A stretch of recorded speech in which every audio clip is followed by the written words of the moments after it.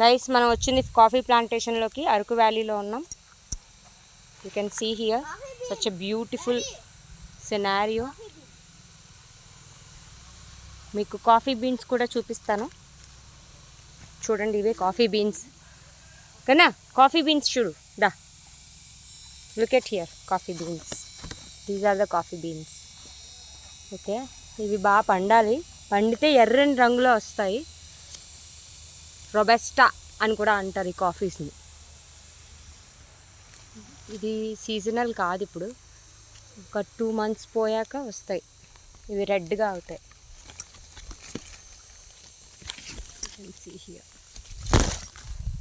ఇంకొకటి చూపిస్తాను మీకు, రండి.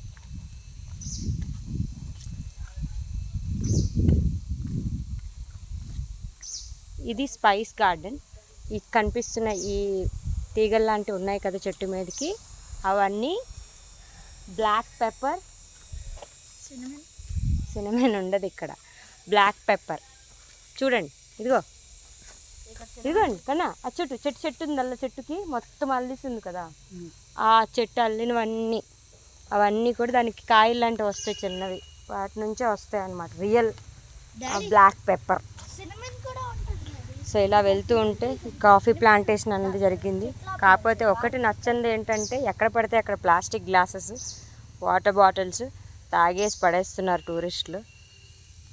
అది ఒక్కటే నచ్చలేదు నాకు. ఏం చేస్తాం చెప్పండి, మనుషులు ఎక్కడ ఉంటే అక్కడ ఏదో ఒకటి పడేస్తూనే ఉంటారు గ్లాసెస్. సో ఎన్విరాన్మెంట్ని పాడు చేయకుండా ఉండాలి అంటే వచ్చిన వాళ్ళు జాగ్రత్తగా వాళ్ళు తెచ్చినవన్నీ తీసుకుని ఇంటికి వెళ్ళి ఇంటిని డస్ట్బిన్లో వేసుకోవాలి. Thank you so much. Bye bye.